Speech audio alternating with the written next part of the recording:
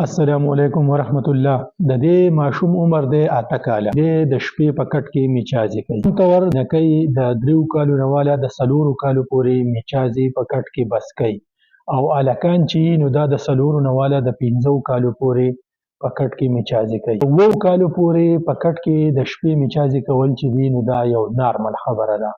په دې کې د علاج څه ضرورت نشته. خو د 9 کالو نه چې کله دا عمر ډیر شي نو دې ته بیا د علاج ضرورت. څو خبرې دي چې په هغې کې به دا احتیاط کوي. د ماسخوتنې به د ماشوم له اوبه، قهوه، چای وغیره نه ورکوي.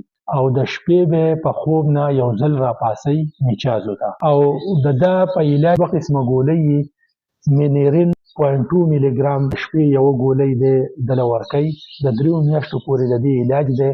یو بل قسم ګولۍ یې ټوپرانیل 25 ملي ګرام هغه پکې هم ورکولی شي. یو بل قسم راځي اکسیټریم ملي ګرام کې وي، خو هغه اکثر شاټي په مارکیټ کې نه میلاویږي. دا 3 قسمه ګولۍ دي. په دې کې هر یوه استعمالولی شي، خو صرف یو قسم به استعمالوي او د 3 میاشتو دپاره.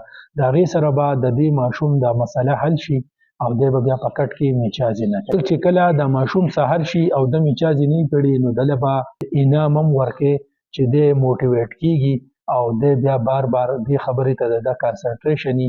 نو د دې ماشوم سره مونږ خبره وکړه چې یاره ته به چې کله میچازې نه کوي نو څه انعام به اخلې.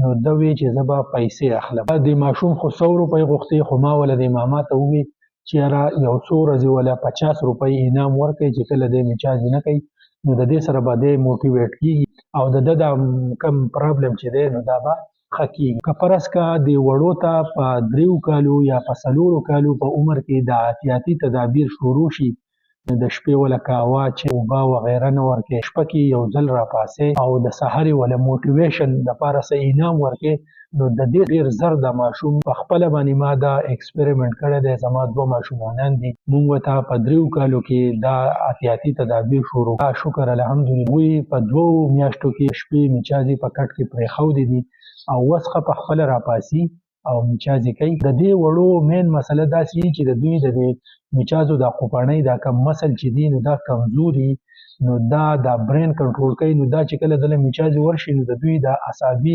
کمزوري، میچازو د دې خوپنۍ مسلز هم کمزوري، نو دا هلته کې سیګنل نه ورکوي. د دې د وجې نه دوی ته پته نه لګي او په خوب کې د دوی نه میچازې لاړ شي. اوس عام طور چې کله لوی کس له میچازې ورشي هغه ته دا فیلینګ راشي چې یاره ما له میچازې راغلي نو راپاڅي بیا میچازې وکړي. دې ماشومان ټرینینګ سره شپې ته راپاڅي د دوی چې کوم اعصابي کنټرول یې په دې میچازو په دې خوپنۍ باندې نو هغه بیا مضبوط شي او بیا دوی په خپله راپاڅي او بیا میچازې کوي او په کټ کې ترې میچازې بیا نه ځي.